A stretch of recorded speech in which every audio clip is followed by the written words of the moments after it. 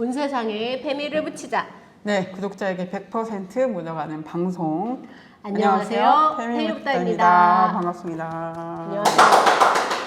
안녕하세요. 저는 언론개혁10년대 권수택입니다. 네, 안녕하세요. 저는 서대문 FM 장수정입니다. 반갑습니다. 자기 이름을 잊어버릴 만큼 너무 아팠던 건가요? 일단 근황부터 얘기해 주시죠. 웃으면 아파, 웃으면 지금. 아, 웃으면 아파요? 네, 네. 아, 또 오늘 웃지 않고 방송을 해야 되겠네. 아니, 네, 제가 커뮤니티에 공지 드렸는데 급 수술을 하게 돼요. 급 응급실을 들락날락 하다가 급 수술 하게 됐어요. 그래가지고 급성 담낭염이라고. 네, 저 처음 들어봤어요. 아, 그래요? 네. 유명하던데요? 되게 그래요? 되게 아픈 걸. 그쵸. 되게 빠르게 악화될 수 있다 이런 걸 나오긴 하더라고요. 그래서 최근에 이제 스트레스가 많아서 이제 약간 폭식을 저희 같이 사는 남편이 너 왜 이래 이럴 정도 그만 먹어 이럴 정도로 막 폭식을 했었어요. 한 3주 동안. 그것의 영향인가? 뭐 아무튼 그런 생각이 들기도 하고. 네. 약간 먹어도 허한 거야. 계속 먹었거든요. 그리고 응급실에 실려. 정말 뭔가 신경성인 것 같긴 하네요. 그런 약간, 거면. 약간 그런 것 같아요. 그래서 기름진 거를 많이 먹으면 안 된답니다, 여러분. 기름진 걸 많이 먹고. 그게 원인이래요? 담낭염? 담낭염이 근데 제가 딱 문제가 됐던 게 한 번은 피자를 먹었어요. 네. 피자를 먹었을 때 너무나 다들 좋아하는. 피자를 먹고 응급실에 실려갖고 너무 아픈 거예요. 네. 그러니까 뭔가 이렇게 몸을 누가 이렇게 짜는 짜는 듯한 그런 고통이 느껴져서. 근데 그때 피자를 먹었어. 그래서 피자를 먹고 한 번 실려갖고. 아, 그런 상태에서 피자를 먹었다고요? 아니 아픈지 몰랐지. 아픈지 몰랐고 그냥 여느 때와 같이 약간 스트레스를 받았고 네. 피자를 먹자고 해서 피자를 먹었어요. 피자를 사실 먹고 싶진 않았는데 약간 억지로 먹어서 그런지. 그리고 실려갖고 한 번은 짜장면을 먹었어. 둘 다 약간 기름진 거잖아요. 그게 그렇게 됐습니다. 그래가지고 가서 돌이 있다고 해서 그거를 째고 수술을 했고 돌이 이따만한 게 나왔어요. 진짜요? 그래서 한 번에 만들어졌다기보다는 뭔가 스트레스를 받으면서 약간 가속화된 것 같다 하는 생각이 듭니다. 그래서 이제야 정의연 선생님 유튜브를 찾아보기 시작했다는. 저속노화 좀 됐어요. 그러셨어요. 저속노화를 계속 보긴 했는데 네.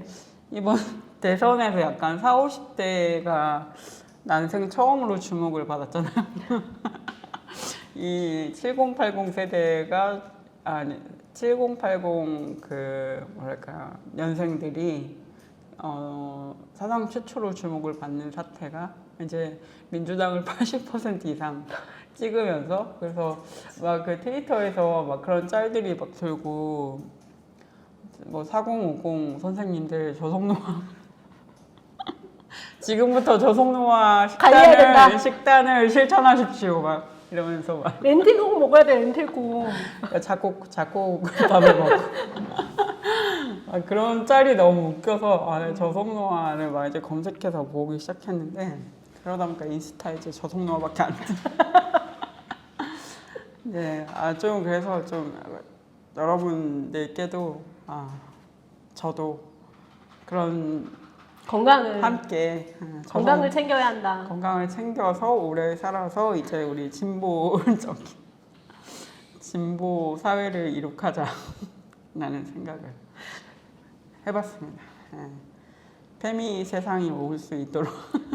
그러니까 건강 관리하고 페미 좀 오래 살고 그래야. 맞아요. 한 주밖에 안 되는데 그거마저. 우리가 건강 관리를 안 하면 이제 큰일 난다. 이제 이번에 보셨겠지만, 그렇죠? 권영국 후보가 지금 1%를 0.98이죠. 못 받았다. 어떠셨어요? 네. 그 결과를 보셨죠? 우리가 지난주에 이제 녹화를 못 해가지고 네. 좀 대선 이후에 좀 공유할 시간이 없었기 때문에 어떠셨는지. 우울했죠. 우울하셨나요? 네. 너무 우울해서 사실 그날 너무 술을 마시고 싶었는데 술 마시면 안 돼요.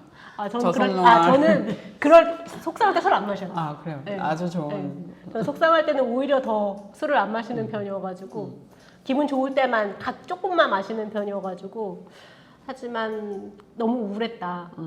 근데 이제 그 뒷얘기 들어보니까 그 후원금이 13억은 들어온 거잖아요. 그 짧은 시간에. 네네네. 그래서 뒷풀이 할 때 분위기가 되게 좋았대요. 근데 거기서 그 얘기가 나왔다고 하더라고요. 여러분 돈이 아니라 표로 주세요. 라는 맞아. 얘기가 나왔다고 하더라고요. 맞아요. 저는 0.98% 보고 후원금 많이 들어왔다는 얘기 듣고서 너무 화가 난 거예요. 그래서 이제 지인에게 이게 무슨 소용이냐, 3%가 안 됐는데, 그럼 이번에는 그럼 다음 선거 때까지는 그래도 이제 민주노동당이 나올 수 있는 권한이 있지만 3%안 되면은 그 다음부터는 TV 토론에서도 사라지는 건데 도대체 그 13억의 후원금을 낸 사람들은 그런 생각을 하고 이번에 투표를 한 거냐. 그래서 엄청 화를 냈어요, 저 개인적으로. 근데 그분이 동의해 주셨어. 아 그래요? 자기도 너무 화가 나서 트위터에 올렸다고. 아 그래요? 표로 주라고, 돈 말고. 지금 민주노동당에게 가장 필요한 거는 표다. 그런 약간 막판에 우리 네. 또 이준석 이슈가 있어서 그쵸? 약간 그게 조금 약간 작용을 한 것 같기도 하고 민주당을 찍는 분들이 또 있지 않았을까. 열받음을 또 이거는 뭔가 안 돼 이러면서 또 찍으신 분들도 있지 않을까 싶고. 그래서 그렇습니다. 제가 그러니까 이게 처음부터 이게 계엄 이후에 조기 대선이 치러진 거잖아요. 네네네.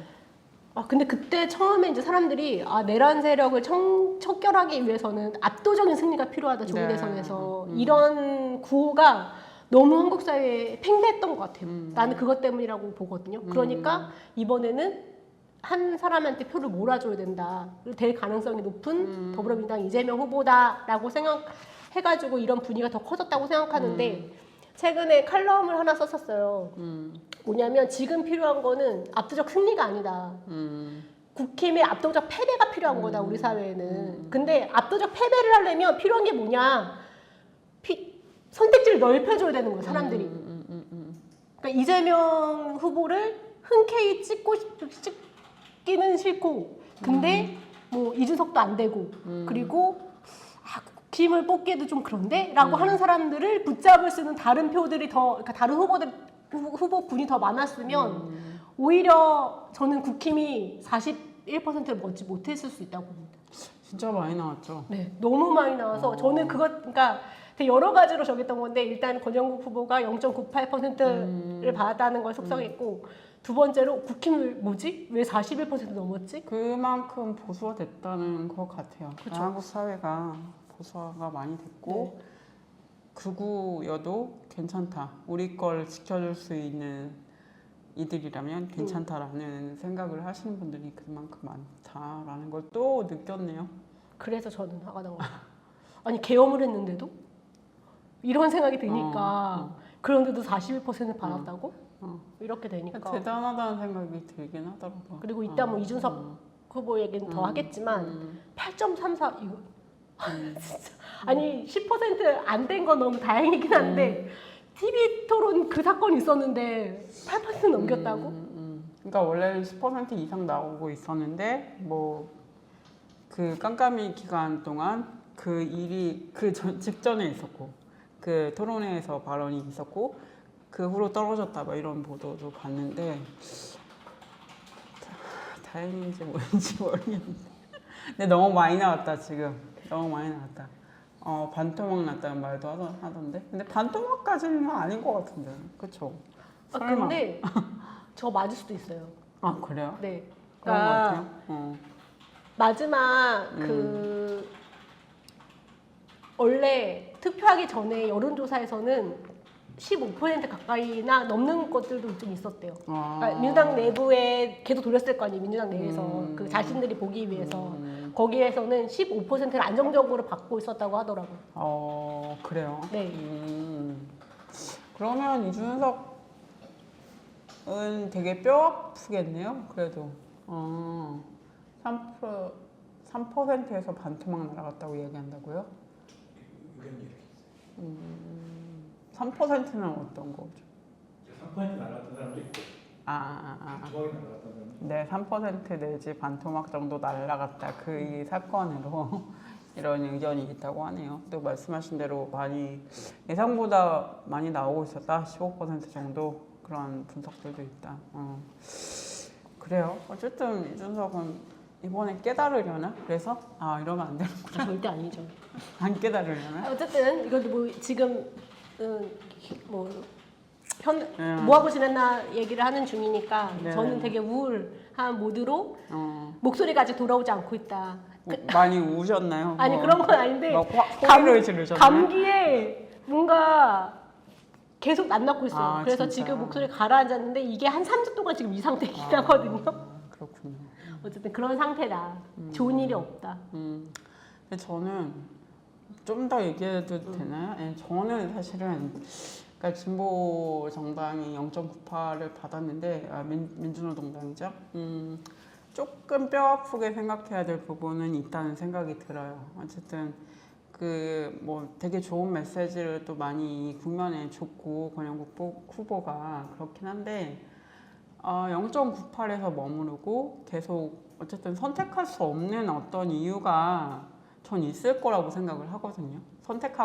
선택할 수 없는 그 이유가 뭔지에 대해서 조금 좀 뼈아픈 또 시간이 있어야 되지 않을까라는 생각도 들고 또 한편으로는 이제 지방선거가 곧 다가오는데 1년 동안 어떻게 또 준비하실지가 되게 관건일 것 같다는 생각이 들어요.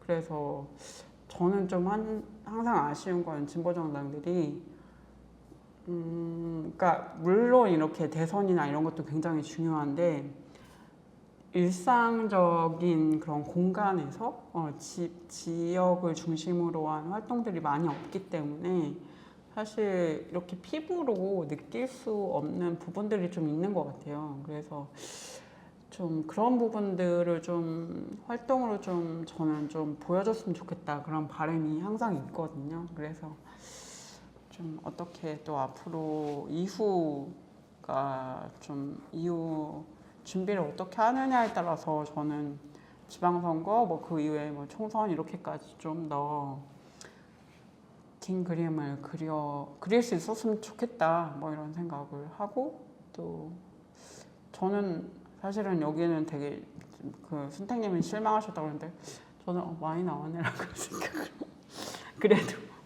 그래도 많이 나왔네 뭐 이러면서 이런 생각을 또 했기 때문에 저는 3%까지는 안 나올 거라고 생각했는데 그래도 15% 나올 줄 알았어요. 그러니까 들어가기 전에 그냥 진보정당 얘기는 끝내고 15%. 너무 오래 그렇죠. 1.5%까지는 나올 거라 생각했고 말씀하신 것처럼 진짜 현장 조직 당도 되게 중요하다고 생각했던 게 그러니까 그 민주노동당도 나왔지만 정의당 조직이 남아 있는 그 지역에서는 그래도 꽤 평균보다는 높게 나왔어요. 맞아. 그러니까 이런 것처럼 말씀하신 것처럼 그런 지역에서 활동을 하는 사람이 있어야 그 곳에서는 더 많은 표가 나온다. 이거는 너무 명백한 거여서 그거는 말씀하신 대로 진보 정당 운동하시는 분들이 좀 눈여겨봐야 되는 부분인 지표다라고 생각은 좀 듭니다.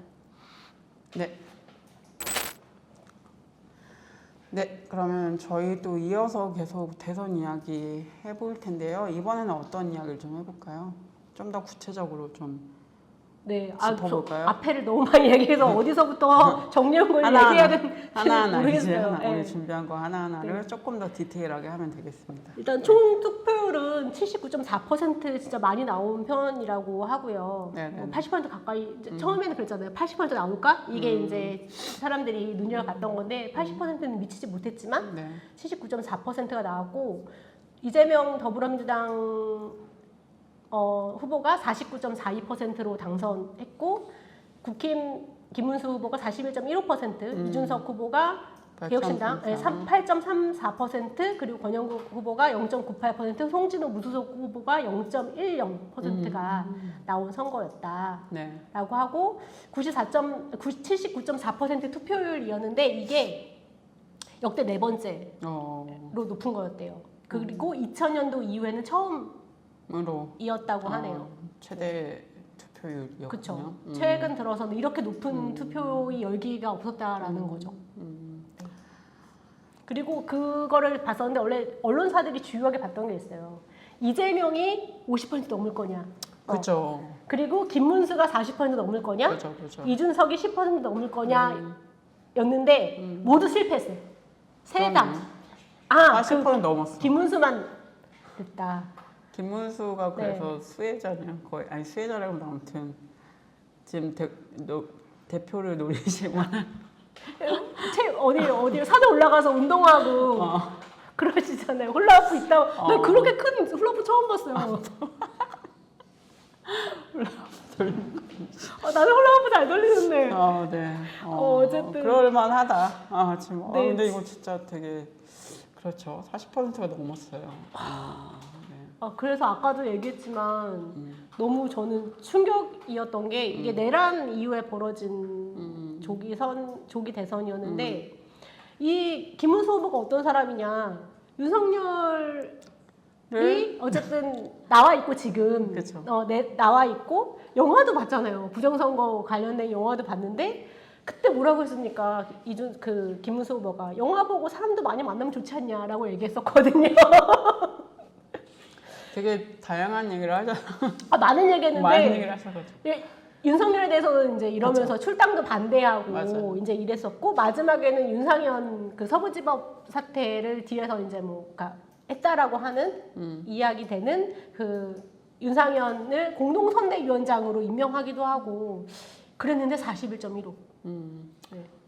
네, 요거를 진짜 우리가 좀 심각하게 받아들이고 어떻게 앞으로 살아야 하나라는 생각이 정말 갈등이 되게 심하셨구나라는 생각이 들고 되게 보수화가 엄청 됐구나. 보수화? 극우화? 그쵸. 뭐 이런 게 또 한 번 느껴졌던 것 같습니다. 그렇죠. 그리고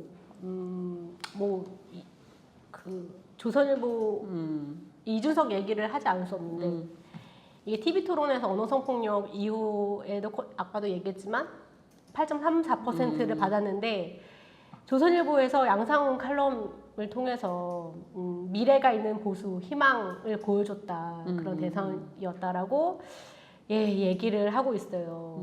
그래서 이준석에 대해서 미래 보수의 등대 역할을 계속하게 될 거라고 자기는 생각하고 청년들과 눈으로 이제 세상을 보고 호흡한 정치인이 이준석밖에 없고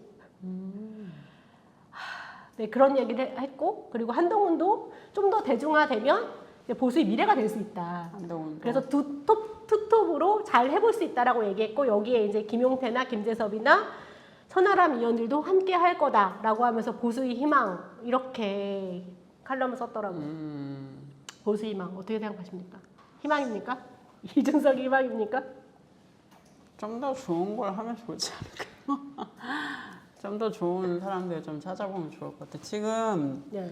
그 이준석 의원 같은 경우는 제명 청원이 그쵸. 55만 저희가 지금 녹화하고 있는 그 55만을 넘어서고 있고 이제 그 이준석 못 뽑아줘서 너무 미안하다라고 하면서 이제라도 내 표를 한 표를 주고 싶다 이준석 후보에게 그러면서 55만 명이 지금 하셨고 그 사실은 분노가 또 그러니까 이준석을 지지했던 사람들에게는 그게 통하는 이야기일 수도 있는데 그렇지 않은 사람들에게는 분노가 그만큼 쌓일 수밖에 없는 이게 분노로 갈 수밖에 없는 그런 거기 때문에 이게 어떻게 확장력을 어떻게 가질지 좀 고민을 해야 되지 않나? 확장할 수 있는 정치인가? 불가능하죠. 불가능한 정치다. 이번에 그 TV 토론 이후에 개혁신당에서 탈당 러시가 있었잖아요. 그만큼 그것보다 더 많은 사람이 들어갔대요. 그 이후에 다시 이제 받은 거야. 그러면 개혁신당은 어떻게 됩니까? 확신범인 거예요. 그런 정당이 되는 거예요. 그렇죠. 농도가 굉장히 짙어진 그런 혐오에 동조하는 그런 게 더 커진 정당이 되는 거죠. 너무 확실해져가지고 그래서 이제 말씀하신 중도 확장력이나 그런 게 있을 수 없다. 그렇기 때문에 조선일보가 얘기하고는 이게 무슨 미래의 뭐 희망이냐. 맞아요. 그런 이야기 당연히 할 수밖에 없게 되는 거죠. 그리고 이준석 후보가 이 사고를 친 이후에 계속 말이 바뀌었어요. 네. 사과한다고 했던 거 그것도 되게 웃겨. 들어봤는데 사과 아니. 사과 아님. 끝까지 사과하지 않았어요. 이게 정확한 거라고 생각이 되고 그 다음날 이제 난리가 났을 거잖아요. 그래서 유세장에서 기자가 물어봤어요. 물어봤더니 하는 얘기가 심심한 사과를 하겠다라고는 얘기했어. 하지만 내용은 사과가 없었다. 어떤 사과 한 이야기를 번도 안 했냐면 했어요, 안 했어요. 불편한 국민이 있을 수 있다는 것을 나는 알고 있었다라고 얘기했어요. 알고 있었지만 난 한 거다라고 얘기했고 왜 했지? 그 발언을 제가 그대로 옮겨서 전하는 것이기 때문에 다른 방법이 없었다고 자기는 생각을 한다라고 얘기했어요. 그리고 나서 이제 논란이 좀 더 논란이 점점 커졌잖아요. 걔가 사과를 안 하니까 그 다음에 뭐라고 얘기했냐면 이제 자기한테 이제 쏟아지는 비난을 혐오와 낙인을 찍는 집단 인치가 나에게 계속되고 있다라고 했어요. 그래서 내가 한 질문에 어디 혐오가 있냐? 왜 정말 성범죄자로 지탄받아야 할 사람이 누구냐?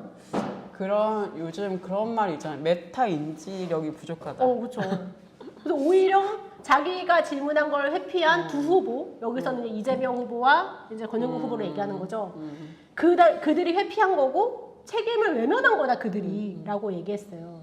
그리고 나서 페북에 어떤 걸 썼냐면 심상정 대표도 지난 대선 때 홍준표의 대지발전제 강간 모의했던 그거를 얘기하지 않았냐. 근데 그거는 팩트가 아니었죠. 또 팩트가 아니었고 팩트여도 문제가 없어요.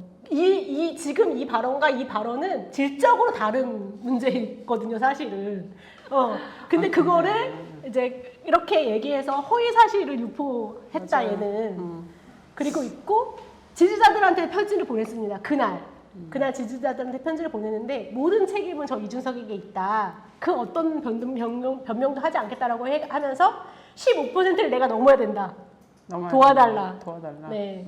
그리고 그렇게 얘기를 했고 그리고 이제 선거가 끝났죠. 선거가 이제 끝나고 0.87을 받은 이후에는 자기가 표현을 완화했음에도 불구하고 이제 그 정도로 불쾌감을 느끼신 분들이 있는지 예측하지 못했다 자기는. 그리고 돌아간다면 그렇게 얘기하진 않았을 거다라고 했지만 하지만 당연히 후보 검증 차원에서 나올 수 있는 말이었다. 그리고 앞으로는 그런 표현을 할 때 순화할 수 있도록 하겠다라고 얘기했죠. 그러니까 이 아이의 흐름은 이렇게 되는 건데 사과는 당연히 진정한 사과는 당연히 없었고 마지막에도 이거는 검증 차원이었다라고 얘기했어요. 근데 어쨌든 그 검증 차원이라고 얘기했지만 그거 자체가 검증에 한 국민들에게는 그거는 검증이 된 것 같아요. 그러니까 본인이 검증이 된 것 같아요. 이 과정을 통해서 이런 정치는 안 걸 된다. 거침없이 할 수 있는 사람이고 많은 분들이 얘기하셨는데 이런 사람은 공론장에서 사라져야 된다. 그렇죠.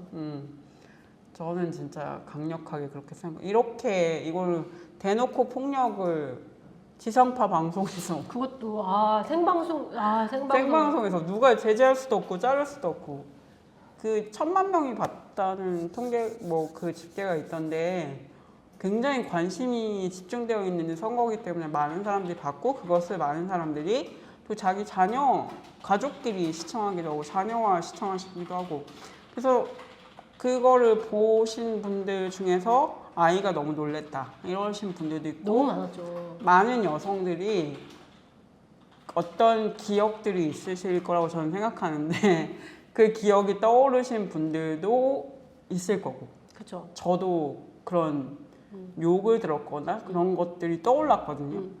아니 어떻게 이런 일을 할 수가 있지? 저는 이 사람 너무 위험한 사람이다. 그런 사람 정치를 한다고? 나오지 말게 해야 된다. 그를 나오게 하는 곳은 같이 문제적인 곳으로 이제 취급을 할 수밖에 없다는 생각이 강력하게 들었고요. 저는 그래서 청원도 계속 되고 좀 과정이 진행이 됐으면 좋겠고 이걸 좀 계속 지켜봐야 된다. 그런 생각이 듭니다. 그렇죠. 네. 그 말씀하신 것처럼 정말 충격받은 사람들이 되게 많았고 그런 기사도 있었잖아요. 딸아이가 보다가 방으로 들어가더라.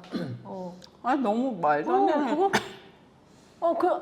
그러니까 그 이준석이라는 사람이 놀리는 그거잖아요. 실제한 발언을 나는 그냥 옮겼을 뿐이다라고 하는 건데 그러지 말라고 얘기를 하는 겁니다. 그게 혐오라고 우린 얘기를 하는 거라고. 그게 문제라는 건데 그걸 인지를 모르더라고요. 못하는 거죠. 그걸 몰라요. 그리고 아까 얘기했지만 개혁신당 자체가 문제라고 말씀드렸는데 그 이후에 다 옹호했어요. 그 발언에 대해서. 그러니까 자기는 안 그랬을 거래. 자기라는 TV 토론에서 안 그랬을 건데 근데 문제가 아니다. 그렇게 생각하시고 그렇게 생각하시면 돼요. 그 당이 사라져야 한다. 사라질 수 이 메타인지가 박살났다고. 근데 다른 사람들이 다 그렇게 생각해. 나는 그거 아니다라고 하는 건데 지금. 그러니까. 이걸 어떻게 뭐 잘 생각을 해보세요. 어떻게든 되겠죠 뭐. 그렇습니다.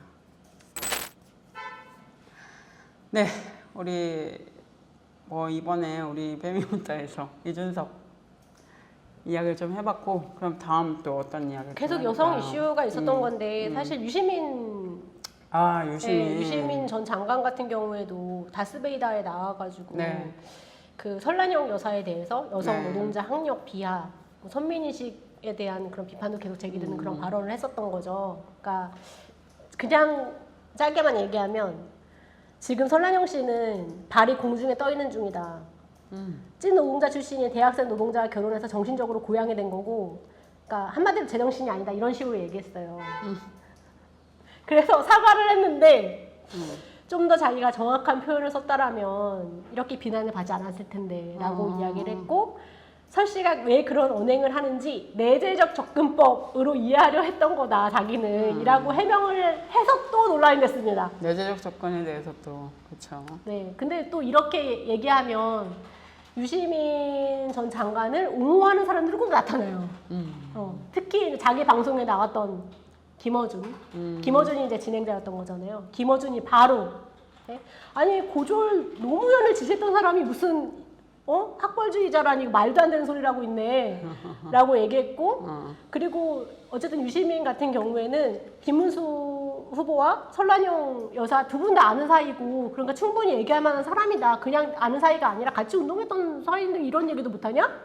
라고 얘기를 했고, 이제 그래서 이제 비난이 계속 쏟아졌습니다. 이제 한국 여성단체 그러니까 단체 협의회에서는 가족을 위해서 학업을 포기했던 눈물겨운 근로 여성에 대한 경멸이자 2,500만 여성 그리고 여성 근로자에 대한 인격적인 모독이다라고 얘기했고, 저희 그 페미무따에 촬영에 같이 하고 계시는 PD님 황우한 PD님도 본인이 페북에 뭐였었어? 유시민 씨나 이준석 쉴더들이 문제를 야기한 사람을 탓하지 않고 그걸 비판한 사람들을 욕한다라고 하면서 둘 다 똑같은 논리로 갖고 마주보고 있다라고. 이거 인용을 해주신 건가요? 기사에 인용을 한 데가 있더라고요. 그래서 내가 이거를 가져왔어. 기사에서 인용했어요? 기사에 나왔어요. 진짜? 네. 몰랐어. 그래서 그거를 가져왔어요. 그렇군요. 그거는 제가 시간이 없어서 못했네요. 무슨 기사였어요? 그러니까 이 반응을 이걸 딴 그런 기사였어요. 여성신문에서. 네네네. 그래서 그렇군요. 네, 여성신문 감사합니다. 네. 네. 저희 PD님이세요. 그렇군요. 네. 유명한 사람이었네. 그러니까 내가 그거 보는 순간 이거 전화하고 딴 건가? 라고 일단 나는 미디어 쪽에서 운동하니까 그 생각부터 듣긴 했는데 어쨌든 그렇습니다. 네. 저희한테도 그 얘기했잖아요. 유시민도 비판해봐라 이런 거 댓글 있지 않았어요? 댓글 많았고 너네는 그 유시민은 안 할 거다라고 했는데, 근데 뭐 우리 안 할 수도 있고 할 수도 있고 우리 마음이죠 그거는. 근데 하신다고 하셔가지고 제가 그래서 가져왔어요. 이거 그래요? 해야 되는구나 우리가. 안 해도 돼 사실. 근데 좀 지금 얘기할 것도 많고 저는 사실 오늘 꼭 해야 되나 이런 생각을 했는데 너무 시간도 지났고, 저는 근데 유시민 씨가 뭘 지적하는지 역시나 모른다 그런 생각을 많이 했어요. 그러니까 여성 노동자가 대학생을 와서 고양됐다. 그렇죠. 이런 인식 자체가 문제라고 하고, 이거 자체가 여성 노동을 어떻게 보는지를 보여주는 거다. 이걸 비판하고 있는데, 너무 과격하게 표현해서 미안하다 이렇게 얘기하면서 좀 어떤 부분을 지적하시는지 잘 모르시는 것 같더라고요. 그래서 그러니까 그런 사과문이 나왔었죠. 사과도 아닌 사과를 한. 그죠. 그래서 저는 유시민 씨 평소에 보면 되게 약간 머리 좋은 거 이런 거에 대해서 되게 고양된다고 하나? 그쵸. 맞아. 유시민 씨랑 이준석 씨랑 비슷한 건데 메타인지가 없는 거죠. 그러니까 다른 사람들이 이 발언에 대해서 어떻게 생각하는지 그거를 감각이 없는 것 같아요. 그래서 그런 생각 자체가 문제인데 무슨 얘기 했었지? 이 머리 좋은 거에 대한 이재명도 이 사람이 좋아하는 이유는 그거예요. 머리가 너무 좋아. 이재명이? 그런 인터뷰를 제가 봤어요.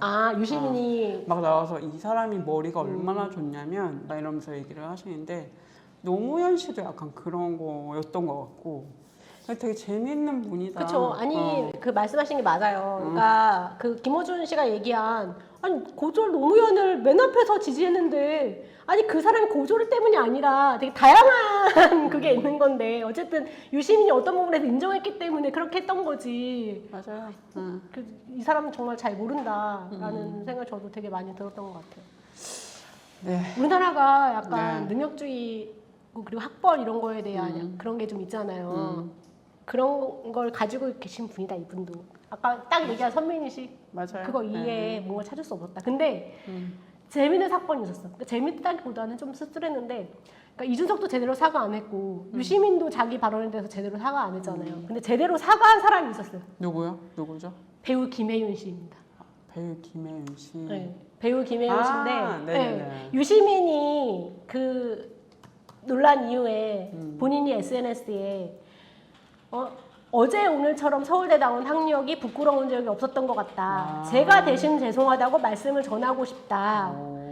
서울대에 나왔다며 고졸 비하하는 교만하고 계급식 쩔어 사는 그런 썩은 지성인이 아니다. 이렇게 얘기했는데 이게 이제 아까 얘기했던 유시민 지지자들이나 이런 사람들한테 엄청 공격을 받았어요. 그래서 이 사람이 사과를 해.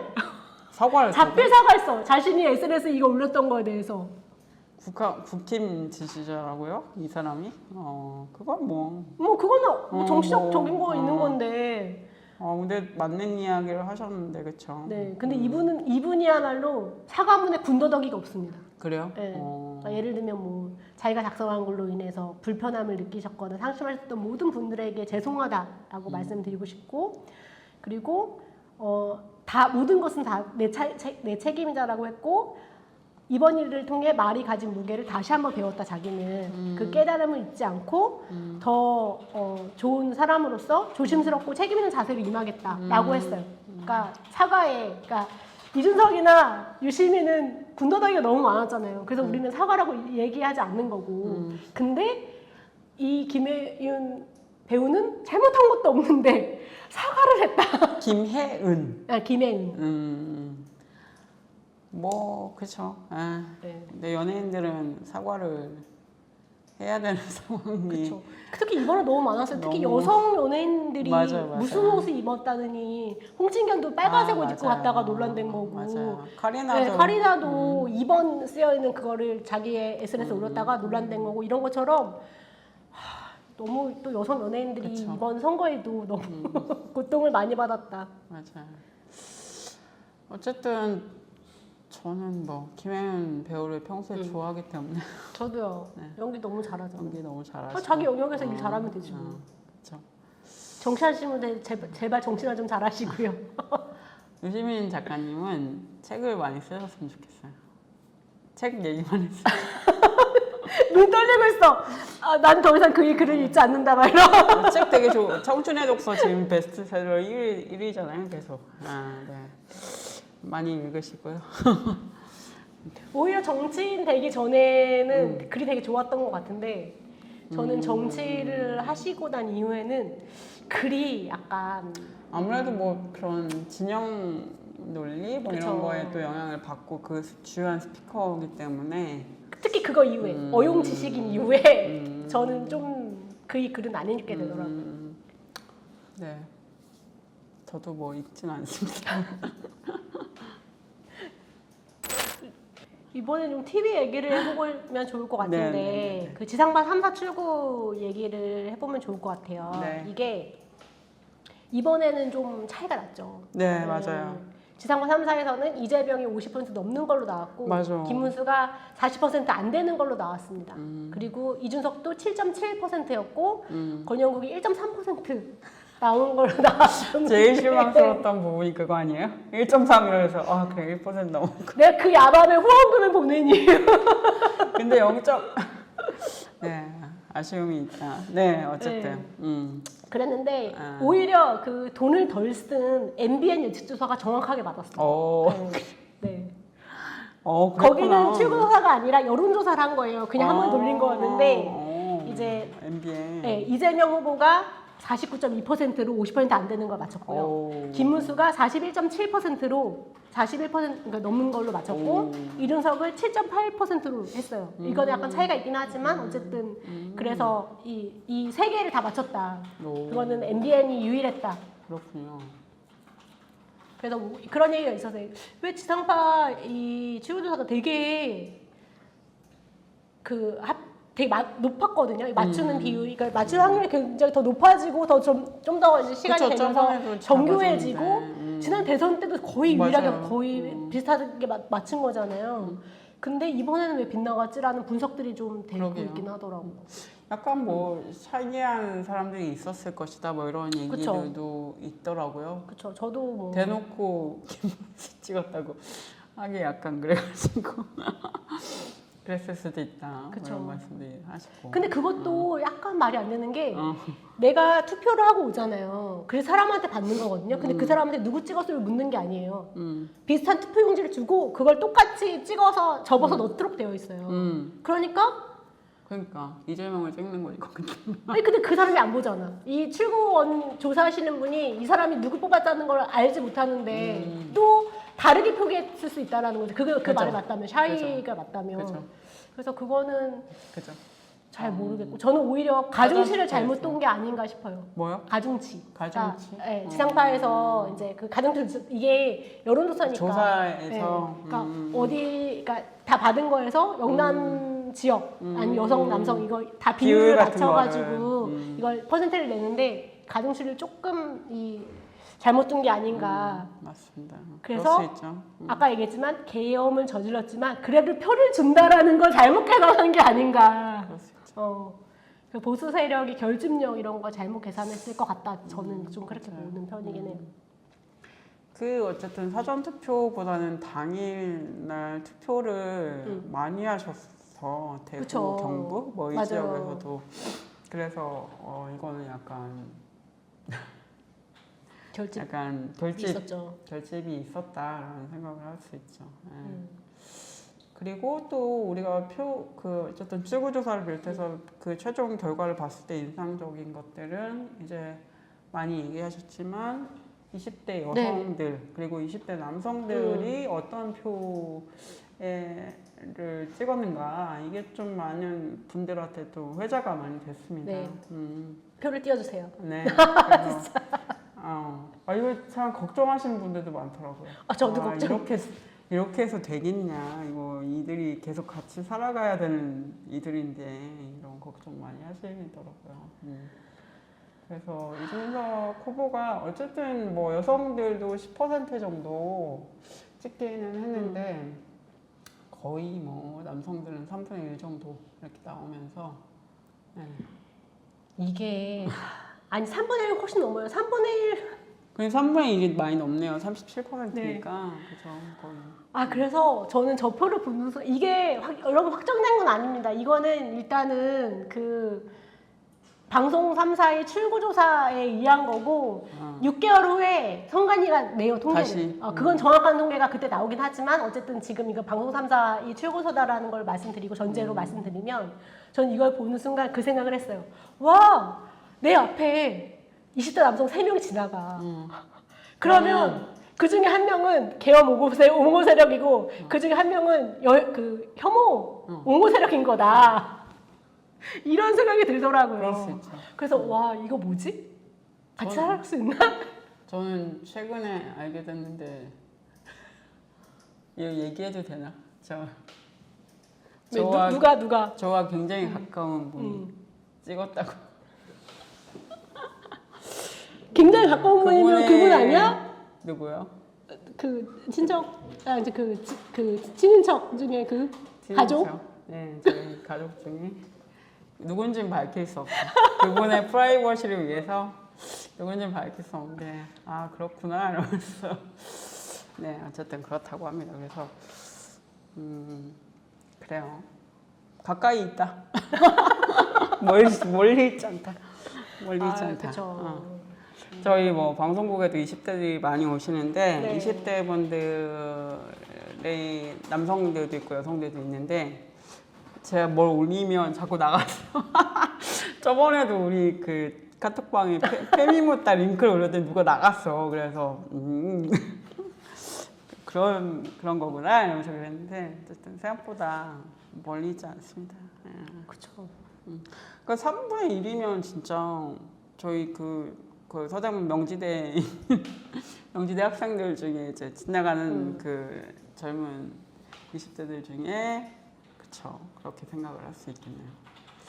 근데 지금 좀 논쟁이 좀 벌어지고 있던데 이준석을 찍었다고 다 내란을 옹호하는 건 아니다. 아니 그 김문수 찍은 사람.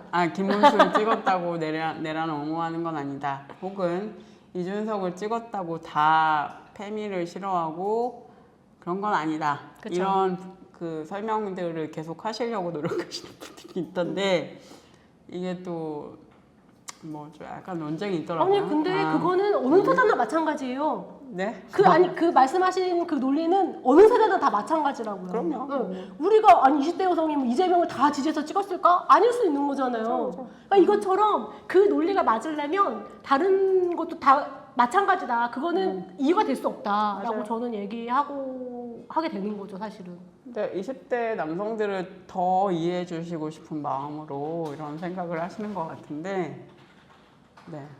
그게 근데 우리가 지금 나눠야 될 얘기인지는 저는 잘 모르겠더라고요. 그래서 조금 더 중요한 이야기들을 하면 좋겠다.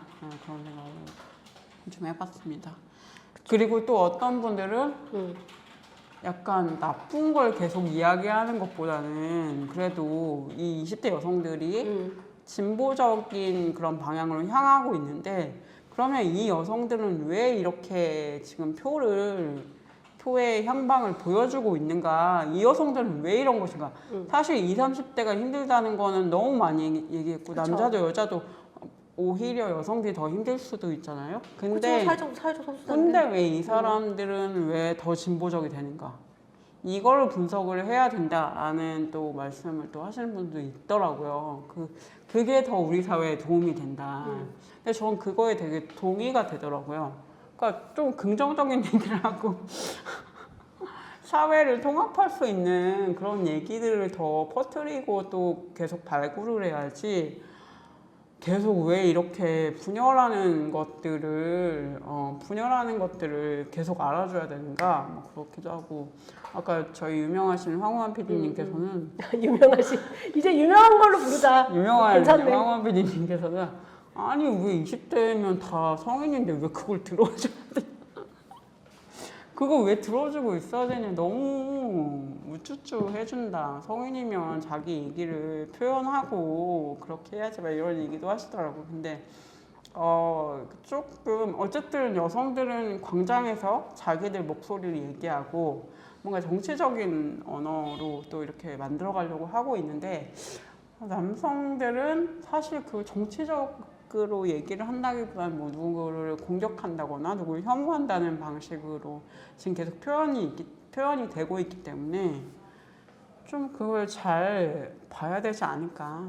그리고 진짜 뭐에 집중해야 되는지 우리가 좀 판단해야 되지 않을까 그런 생각이 좀 그렇죠. 저도 동의하고 근데 그런 건 있는 것 같아요. 그러니까 확실히 20대, 30대 남성은 이제는 해결해야 될 사회적인 문제인 건 확실하다. 이거는 해결하지 않고 가긴 어려워. 한국 어떻게 사회가. 해결을 할 수 있을까? 그러니까 이걸 사회 문제로 이제 놓고서 논의를 시작해야 된다는 거죠. 그러니까 이거를 그냥 그들이 없다 그런 건 없다고 할 그렇게 수는 없다. 그런 건 아니다라고 그쵸, 그쵸. 하는 건데 이제 핀테가 많이 나간 것들이 이제 말씀하신 것처럼 있는 것 같아요. 그러니까 예를 들면 이번에 20대, 30대 남성들이 왜 민주당이 표를 안 줬냐. 그러면 또 그렇게 얘기하시면 있잖아요. 민주당이 이걸 안 했기 때문이다. 민주당이 이걸 더 했어야 되는데 남성들한테 표를 얻기 위한 더 노력을 했었어야 되는데 라고 얘기하는 방식은 핀트가 정확하게 맞지 않은 거다라는 이야기를 하고 싶었던 것 같아요. 저는. 네. 그렇습니다. 네. 조금 더 생산적인 논의들을 좀 그쵸. 하면서 우리도 준비를 해야 되지 않을까 그런 생각이 듭니다. 예. 너무 막 그래요. 왜 이렇게 막 그래. 너무 그러니까 그런 거잖아. 너무 막 애처럼 돼. 20대 맞아, 뭘 해줘. 남성들을 뭘 뭐 해줘. 우리가 더 알아줘야 되지 않냐 뭐 이러면서 막 뭘 더 되게 해줘. 막 걱정이 넘쳐요 그냥. 근데 그러지 않았으면 좋겠다. 근데 말씀하신 것처럼 투표에 나온 20대 30대 여성들은 여성 의제가 실종이 된 거에 굉장히 실망을 했어요. 하지만 차선이라도 뽑아야 된다는 생각으로 투표를 나왔다는 것입니다. 맞아요. 네, 이런 걸 같이 보면서 정책을 만들어야 되는 게 맞는 거지. 그들한테 뭘 더 해줬어야 된다. 이런 식의 정치인들이 얘기하는 건 되게 무책임한 맞아요. 평론이다. 네. 저희 옛날에 어머니들이로 대표가 돼서 그런데 약간 아들한테 못 해준 거 그렇게 미안하고 딸은 지금 울고 있는데 맨날 아들한테 못 해준 것만 생각하는 그런 부모님들이 있잖아요. 옛날에 막. 그 자식을 망치는 길이다. 저는 그런 그렇게 게 생각이 생각합니다. 많이 나네요. 다 자식 같은 마음이 드나 봐, 그렇게. 너무 끔찍하다. 내 새끼 막 이러면서 그런가 봐. 네. 다음 얘기. 그리고 또 계속 또 TV 얘기를 해야 될 텐데 네. 이 TV 선거 방송에 여성이 실종됐다라는 맞아요. 그런 기사도 있었어요. 그러니까 이 미디어오늘 저희 나왔던 윤희경 기자가 쓴 기사인데 전원 MBC 같은 경우는 특히 전원 남성 맞아요. 패널들 네. 진행자 패널들이 포함해서 출연자들도 거기 이제 유시민 작가가 있는 거고 진짜 MBC 유시민 나온 거보다 진짜 유시민 정규제 어떡할 거야? 유시민 정규제 안 봤어 그냥. 나도 안 봤는데. SBS 봤습니다. SBS. 그리고 KBS는 그 진행자를 둘로 뒀는데 그 중에 한 명이 여성이고 패널은 이소영 의원 한 명만 여성이고 다 남성이었고 SES만 유일하게 이제 나눠서 이제 동수를 맞췄다. 네. 그런 기사였어요. SBS 동수였군요. 그래도. 네, 동수를 맞췄다고 하더라고요. 근데 이게 굉장히 오래된 얘기인 거잖아요. 맞아요. 선거 방송 때마다 이 얘기가 꼭 나와요. 맞아요. 선거 방송 패널의 성비 불균형 이 문제 계속 고질적인 문제로 얘기가 되고 있는데 이거는 계속 방송사들이 고치지 않고 맞아요. 있는 거죠, 사실은. 아니 왜 여성 패널들을 안 부르는 건지 알 수가 없네요. 그렇죠. 아니 어쨌든 생각을 할 수 있잖아요. 생각을 해야지. 최소한 맞춰야겠다. 여성들도 있어야 된다. 그러니까. 그런 생각을 해야 되는데 PD나 뭐 작가들이 그런 생각 안 하나 봐요. 여기 계신 유명한 PD님처럼 PD님이 아니셔서 그런. 근데 그런 거 있는 것 같아요. 여전히 정치를 그런 공적 영역엔 남성이 있어야지. 정치를 공적인 영역으로 보고 그 남성 영역으로만 인식하는 게 아닌가라고 인윤 기자가 저한테 분석해달라고 하셔가지고 제가 멘트를 드렸거든요. 코멘트를 드렸거든요. 그래요? 네, 그런 시각이 여전히 방송사들한테 남아있는 게 아닌가라고 생각이 들었고 그리고 아까 말씀하셨지만 찾아야 된다. 당연히 찾아야 돼. 근데 그렇게 얘기할 수도 있어요. 여성 패널이 없는데? 부를 사람이 없는데라고 얘기할 수도 있다고 생각하는데 저는 되게 게으른 생각이라고 생각합니다. 그거는. 찾아야지. 적극적으로 찾으면 없지 않습니다. 왜 없어?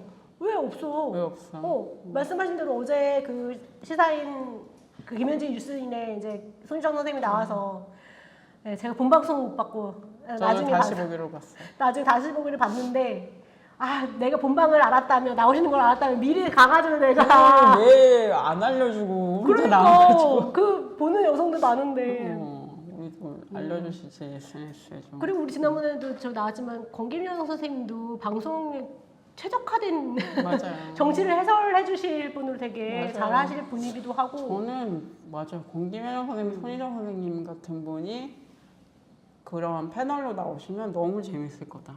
시청률 올라갈 거다 완전 그런 생각이 그쵸. 들어요. 그리고 칼럼 쓰시는 분들도 여성분들도 꽤 있어요. 정치 영역을 맞아요. 넘나들면서 칼럼 쓰시는 분들도 되게 많은데 뭐 경향신문 김민아 칼럼니스트도 그렇고 그런데 안 부른다. 맞아요. 그거는 없는 게 아니라 안 부르는 거다. 안 찾는 거다. 이거는 방송사들이 게으른 거다. 맞아요. 네, 어제 손 선생님도 참 재밌게 새롭게 너무 잘하시는데. 잘하시더라고요. 네, 그래서 재밌었습니다.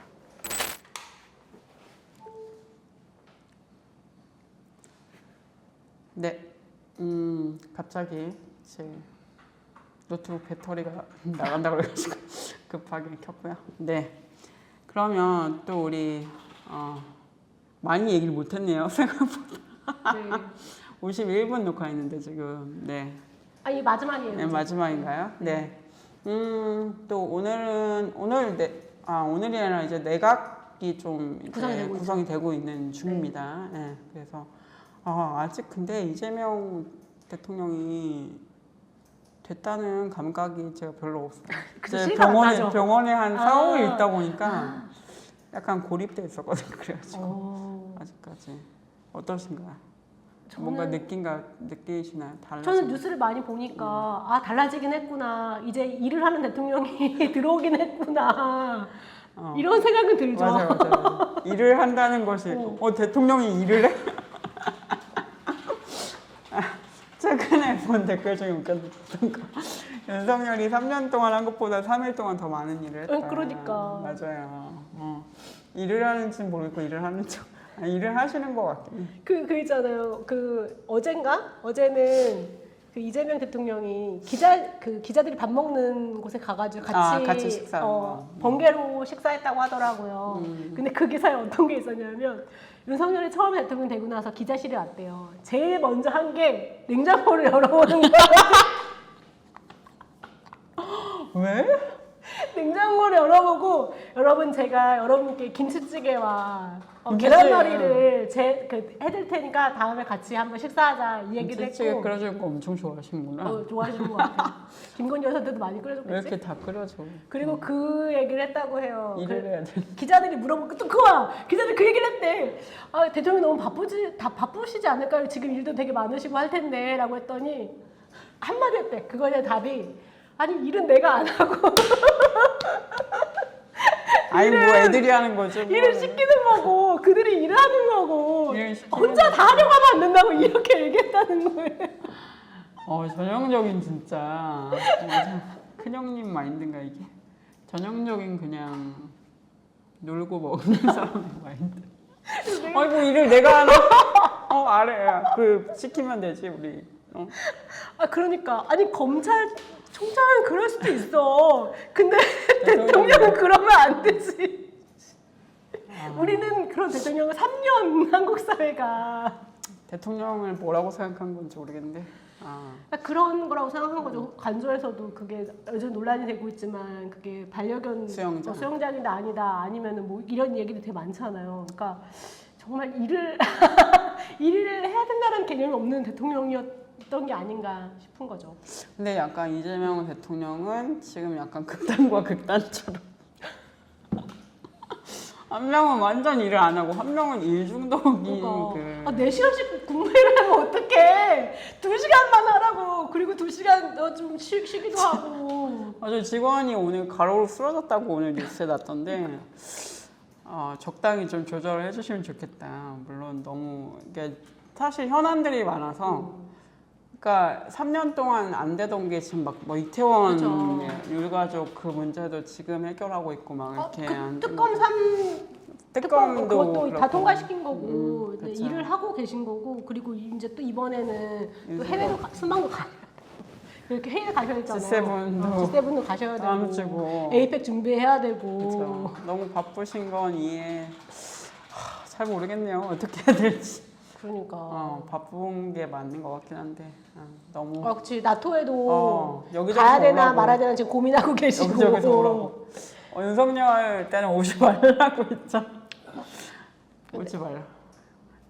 가셔가지고. 탈락시키고 막 이랬었는데. 근데 이제 저희는 뭐 그런 거는 얘기를 한 거고 내각이 지금 되고 있어서 그쵸. 우리는 그것도 주목해야 되잖아요. 맞아요. 여성이 어느 정도 이 비율로 이제 행정부에 들어가는가 이게 중요하기 때문에 이제 꾸려지고 있는데 일단 국무총리의 김민석 최고위원을 맞아요. 여기를 했고 그 지명을 했고 비서실장에는 강훈식 의원을 내정했죠. 그리고 안보실장이 이성락, 국정원장 후보자에 이중석 전 통일부 장관 그리고 대변인으로는 강유정 의원이었는데 이때 내가 본 건 여성이 한 명밖에 없네. 그것도 대변인이네. 였던 였다. 거고요. 그리고 강유정 의원이 국회 없으면 안 된다고 저는 좀 생각했어요. 모든 문화 관련한 의제를 이만큼 다 잘 알고 있고 그리고 저기 한 것도 그러니까 뭔가 법을 발의하거나 그런 것도 사실은 강유정 의원이 많이 하고 있었는데 또 시민사회와 소통하면서 이분이 청와대 대변인으로 간 거는 너무 아쉽다. 아쉽다 이런 생각 더 많이 했고 그리고 그 다음 인선 나온 게 그 민정수석에 이제 지금 논란이 있는 우광수하고 그리고 정무수석의 우상우 홍보소통수석의 이규현 전 JTBC 대표를 임명을 했고요. 그러니까 임명을 했고요. 그 다음에 얘기 나오고 있는 인선이 헌법재판관 이야기입니다. 원래는 그 문영배 이민선 재판관 후임인데 한덕수 총리가 우리도 한번 얘기했지만 이완규랑 함상훈을 지명해가지고 우리가 또 패밀부단에서 한번 다루기도 했잖아요. 그 사람들을 철회하고 이제 지금 지금 후보자 검증하고 있는 사람이 3명인데 이 3명 다 남성입니다. 그리고 그 중에 한 명, 그러니까 이승엽 그 분은 이재명 대통령 변호인단으로 활동해가지고 논란이 되고 있고요. 이게 문제가 되고 있죠 지금. 근데 문제는 그런 것 같더라고요. 이제 그 여성도 되게 중요하지만 그 문재인 정부 시절에 문영배, 이미선 이 두 재판관을 임명했던 거잖아요. 근데 이 분들을 문재인 정부 시절에 왜 임명했냐 이게 되게 중요한데 문영배 이분은 지역 중심으로 계속 활동을 해왔던 법률가였대요. 근데 그 사람은 이제 올려서 지역 이슈나 의제들에 대해서도 좀 할 수 있게 불러온 거고 이미선 재판관님은 이제 여성 포션으로 이렇게 해가지고 다양성을 고려한 인사였다는 거예요. 네네네. 경상남도 네. 그렇군요. 근데 그래서 이제 다양성을 고려해서 이제 이 둘을 불러 올린 건데 이제 이재명 대통령은 그거에 대한 건 없고 그게 좀 아쉽다라는 그런 얘기가 되고 있고 지금 예상되는 내각이 또 있는 거잖아요. 그러니까 예를 들면 통일부 장관에 뭐 정동영 현 의원이 유력하다라는 얘기가 되고 있고 행안부 장관에 김경수 전 지사가 될 거다. 그리고 보훈처 그 장관에 권오을 전 의원이 될 거다. 이렇게 얘기가 되고 있는데 다 남성. 다 남성이다. 그래서 하마평에 오르고 있는 유일한 여성은 정은경 전 청장밖에 없어요. 보건복지부 장관인데 근데 이분은 본인이 고사를 계속 하고 있다고 알고 있어요. 그러니까 안 하신다고 되게 강력하게 얘기하시던데. 그래요. 이거 어떻게 해야 합니까? 너무 근데 비율을 맞추는 것이 어쨌든 30% 이상이라는 비율이 우리가 공적인 어쨌든 어떤 자리를 좀 구성할 때 기준으로 되게 오랫동안 우리가 만들어온 기준인데 이건 지켜줘야 돼. 그러니까요. 문재인 정부 시절에도 30%를 한다고 했었는데 지금 더 후퇴하는 하고 있고 네. 그리고 되게 여러 걱정이 돼요. 진짜. 이 여성들을 만나서 자기가 30%를 넘도록 실현하도록 최선의 노력을 다 하겠다라고 얘기했던 분이거든요. 이재명 대통령이. 네. 윤석열 내각보다 더 작나요?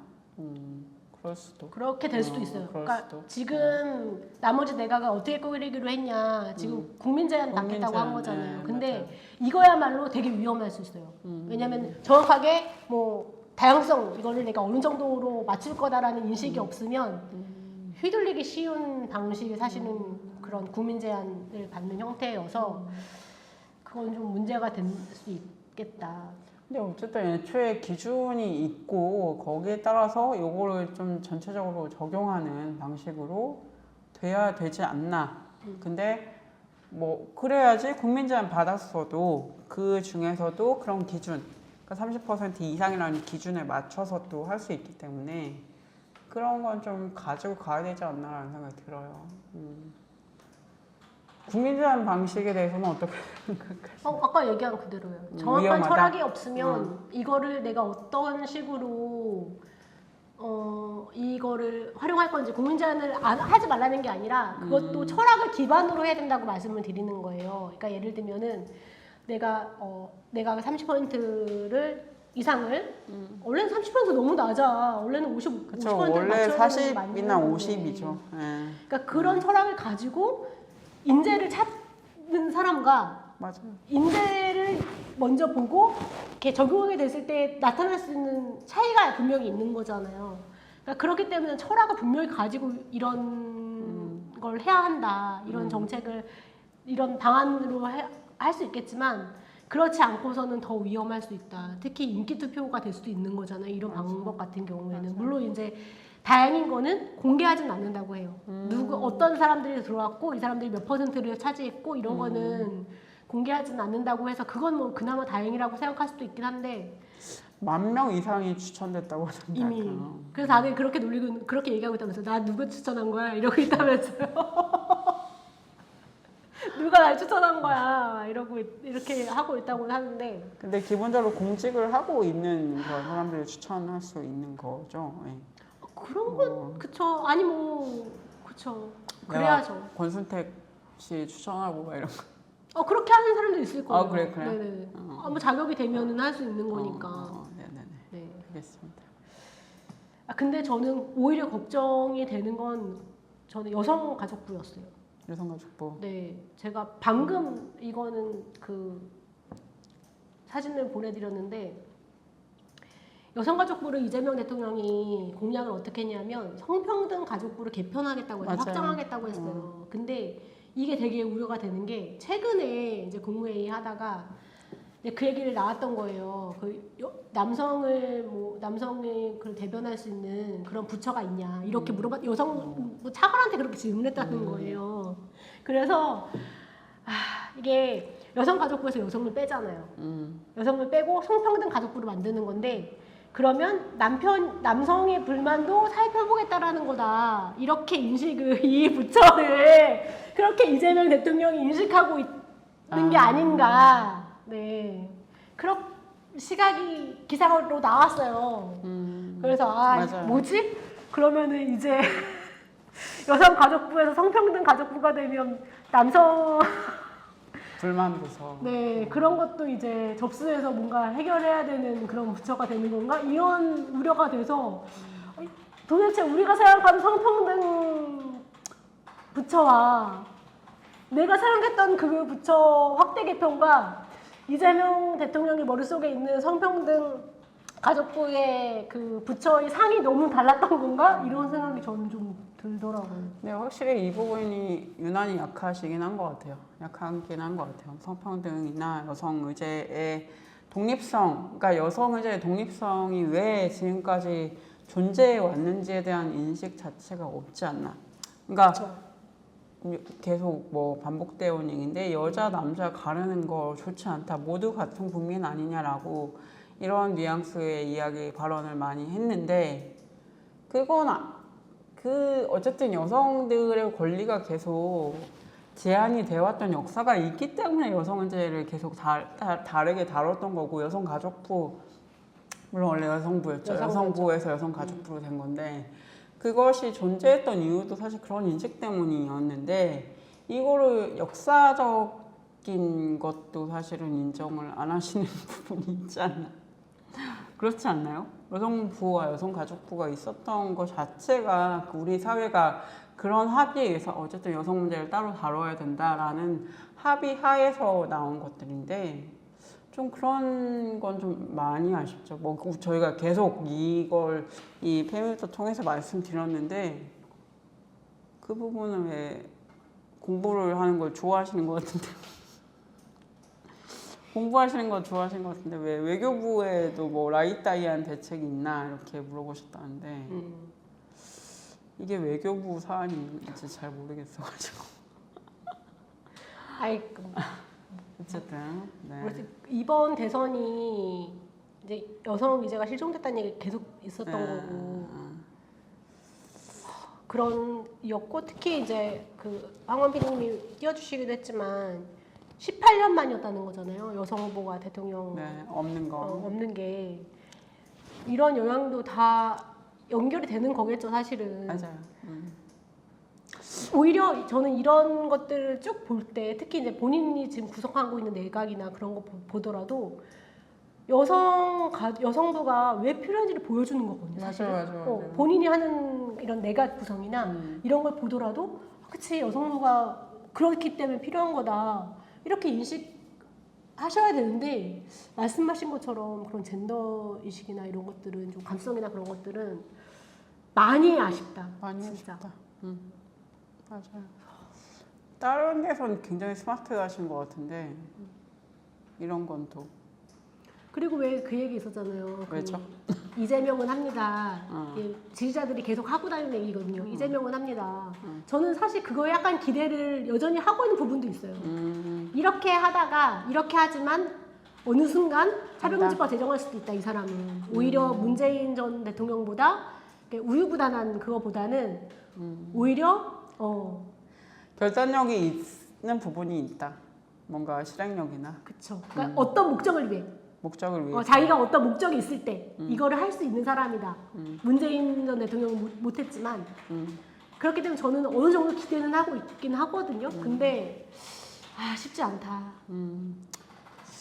어쨌든 저는 조금 이제 차별금지법이 조금 더 올라와야 된다. 우리 중심 의제가 돼야 된다. 우리 계속 제가 저번에도 말씀드렸죠. 20년째 지금 짜심 차별금지법 얘기하고 있는데 이건 더 세게 나가야 된다는 생각이 들고 이건 진짜 다음이 아니라 빨리 해야죠. 저는 이재명 정부에서 할 하자. 거라고 하자. 저는 믿고 있습니다. 사실. 네. 다음이 없고 지금 이재명 정부에서 차별금지법 되는 걸 우리가 보자. 그래서 아까 내가 얘기했잖아요. 이재명 대통령은 목적 의식적으로 이 행정이나 그런 거를 해요. 그러니까 정책을 펴고 저는 그래서 이재명 대통령한테 그걸 만들어주면 된다. 그걸 목적할 수 있게. 차별금지법이 이 사람한테 제정하는 게 이 사람한테 필요하도록 만들어야 된다. 이거는 운동사회가 해야 된다. 그 방법을 알려주세요. 어떻게 하면 논의해야지. 비사이동 해산했다고 하는데 그거 하라 그래 이제. 해산했어요? 싫을 거 아니야. 해산했죠. 논란이 많았어요. 비상행동 해산했다고. 네, 비사이동 해산했는데 이제 일을 다른 걸 또 해야 되는. 네, 그렇게 하시죠. 네, 그렇습니다. 네, 오늘 또 저희 이제 마칠 시간이 됐습니다. 네, 저희 다음에는 또 화요일이죠. 다음 주 화요일에 예정대로 아무 일 없길 좀 바랍니다. 아니 제발 서대문 FM이 제발 좀 아프지 말고 다치지 말고 그래달라고. 삼재 먹었다. 그러니까 삼재다. 삼재 끝났다고 보면 그랬는데. 우리 하나 더 있어. 고소당했어. 또 고소당했는데. 못 살아 진짜. 제가 저번에도 고소 한번 나가고 또 한 번 또 예고가 왔습니다. 오늘 예고가 와서 끝나지 않는 이 문제 어떻게 볼 것인가 그런 생각이 들고요. 불쌍하시면 좋아요, 댓글, 구독, 알림 설정. 그리고 저희 그 계좌 계속 나가고 있어요. 네네. 후원도 해주시면 너무나 감사하겠습니다. 제가 또 지속적으로 만들 수 있는 힘이 또 그런 데서 또 오기 때문에 여러분 또 많이 후원도 해주시고 좋아요, 구독도 해주시고 그리고 또 저희가 또 준비하고 있는 게 있어요. 네. 그 지금 얘기해요? 나 다음 주 화요일 날 얘기하려고 했지. 그래요? 있습니다. 다음 주 화요일 날 말씀드릴게요. 오늘은 대선하는 네, 거니까. 본격적으로 또 다른 프로젝트도 이제 곧 올 테니까 그것도 기대해 주시고요. 네, 오늘 그럼 이렇게 마치겠습니다. 네, 온 세상에 페미를 붙이자. 네, 구독자에게 100% 묻어가는 방송 지금까지 페미였습니다. 페미였습니다. 감사합니다. 감사합니다.